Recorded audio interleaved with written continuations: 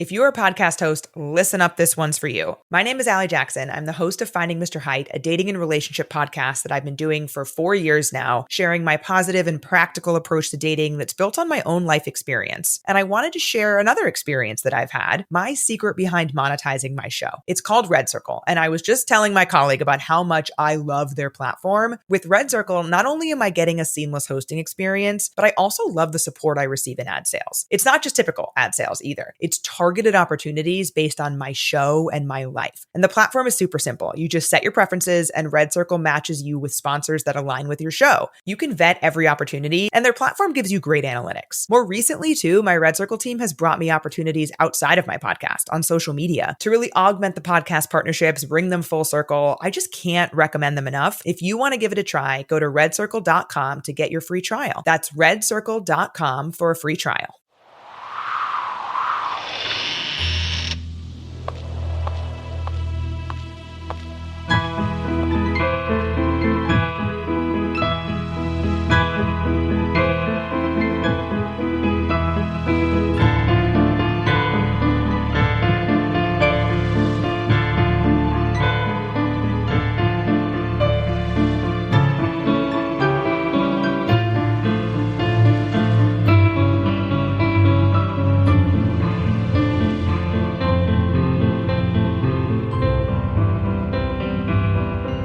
Things with Wings Productions presents episode 32 of the Skylark Bell Wingspan.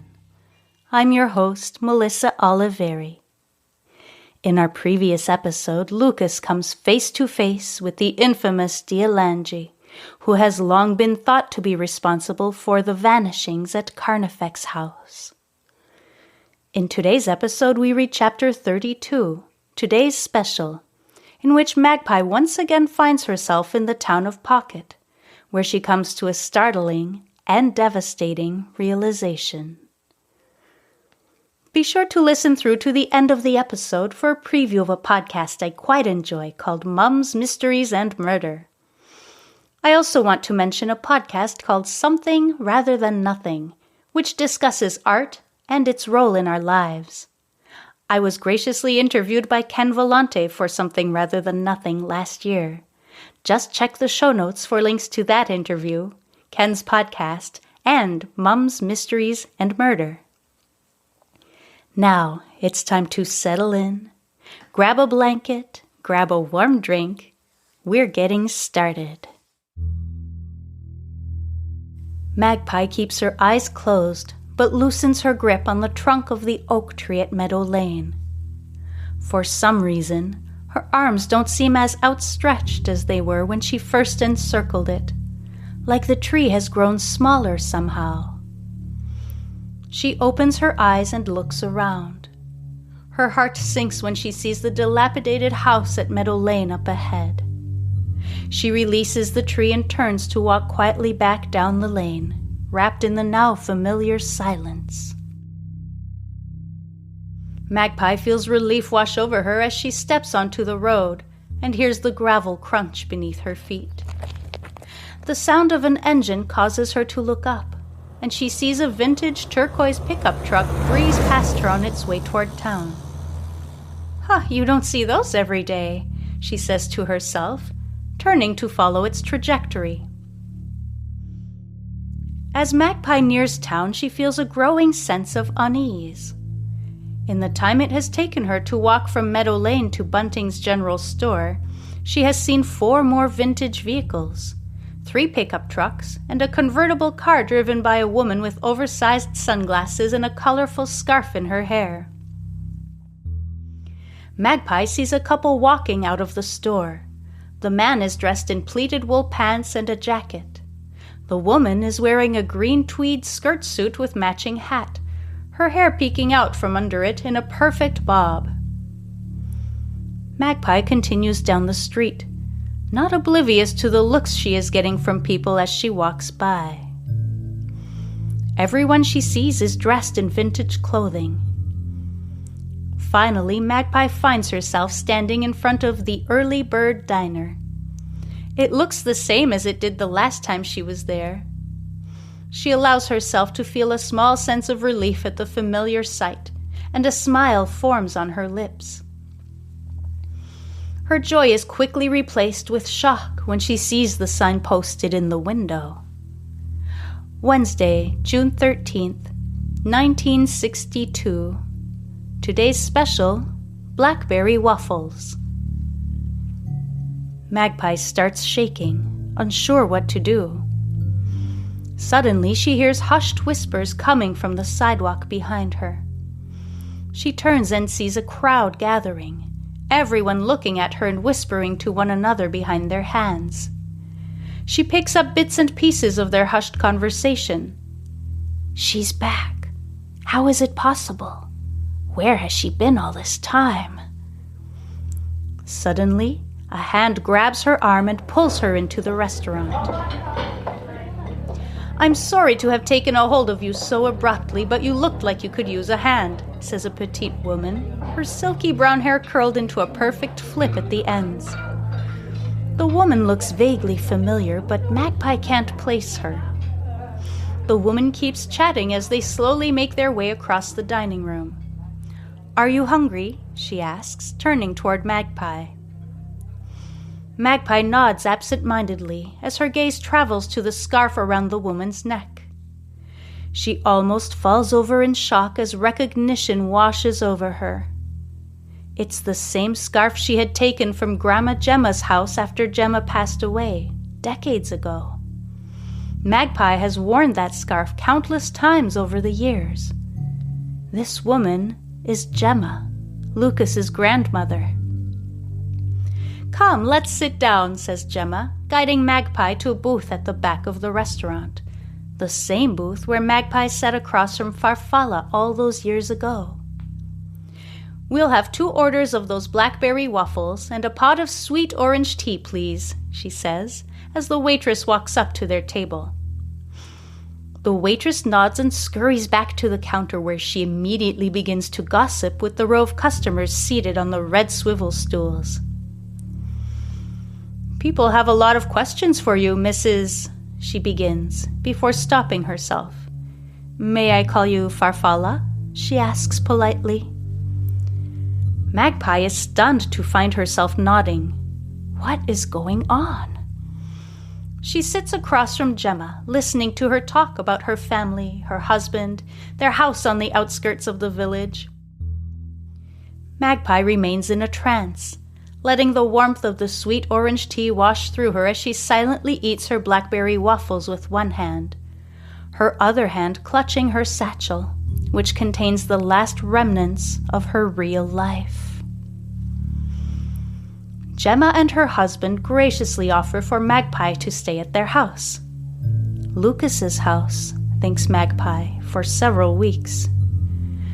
Every morning, before anyone else is awake, Magpie runs to the old oak tree at Meadow Lane and stands with one hand pressed on its trunk, hoping to hear the haunting melody that might bring her back home to Lucas.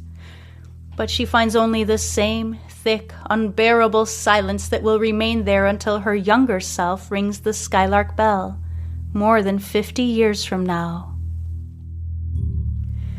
Resigned to her new reality, she focuses on learning how to knit from Gemma, who is an excellent teacher. Magpie catches on quickly, and before she knows it, she is knitting mittens, scarves, shawls, and sweaters to sell at the farmer's market. She perfects her blackberry jam recipe and starts selling that too. Within a few months, Magpie is earning enough to put a down payment on the small house around the corner from Monsieur Tourtereau's bakery, which would eventually become Phaeton's. She falls into a routine, keeping to herself, focusing on her knitting and tending to the blackberry bushes that she has planted all around the front and side of her house. She starts to collect birdhouses, making fast friends of their various residents as she sits on the porch with an outstretched hand covered in birdseed. She and Gemma stay in touch, regularly getting together for tea. Eventually, Gemma becomes pregnant and gives birth to a son, who would eventually grow up to be Lucas's father. Magpie's heart aches when she sees the baby. She had witnessed his life end at the side of the road, not knowing then that she would also witness his life begin. Magpie and Gemma's meetings become fewer and farther between as the duties of motherhood take priority.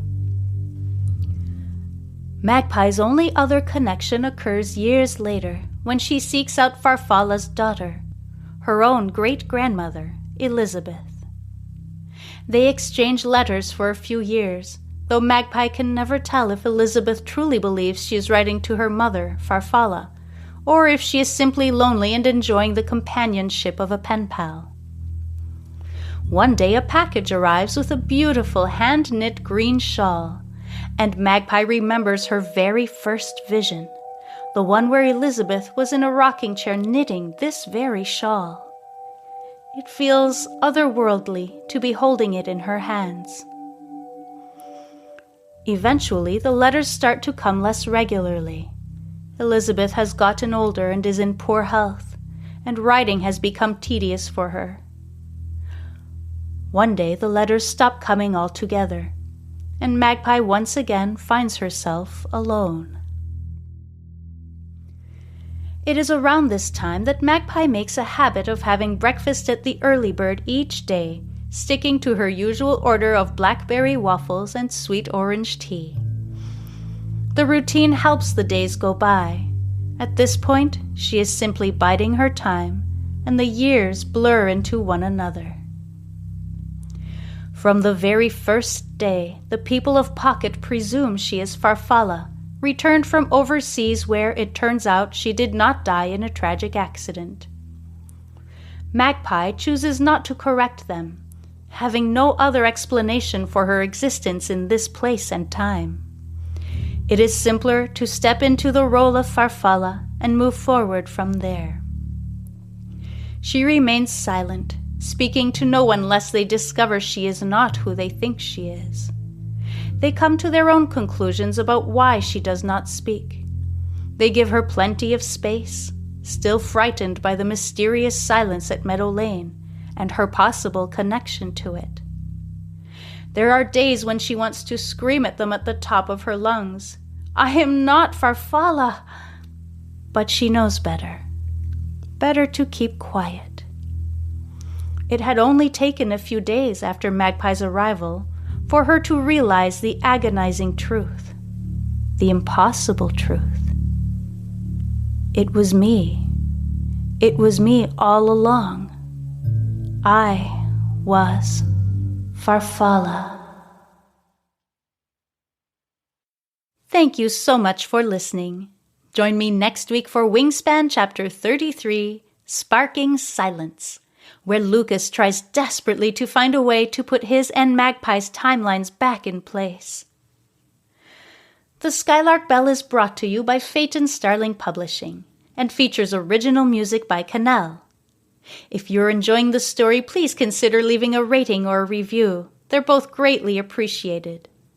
You can also support my work through a donation via my podcast provider, or by subscribing to Patreon, where you get early access to episodes as well as MP3 downloads of the music, artwork, behind-the-scenes videos, and more. Just check the show notes for links. Before I go, I'd like to share this reel for a podcast I quite enjoy called Mums, Mysteries, and Murder, whose hosts both live in Scotland and feature one native Scot and an Australian, who discuss tales of the unexplained and true crime from their respective countries. If you enjoy the spooky, uncanny feel of the Skylark Bell, you are sure to enjoy Mums, Mysteries, and Murder. Hi, I'm Marty. And I'm Effie. And we are the Mums, Mysteries and Murder podcast. Each month we take turns bringing you mysteries and true crime stories from our respective homelands, Australia and Scotland. But be warned, there's no shrimps on the barbie or oui, Jimmez.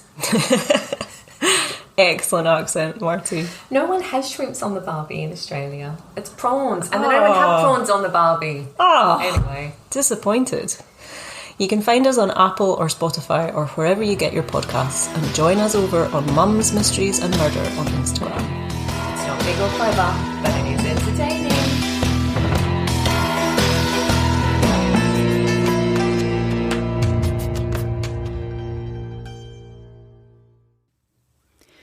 Once again, thank you for listening. I'm Melissa Oliveri, and this is the Skylark Bell.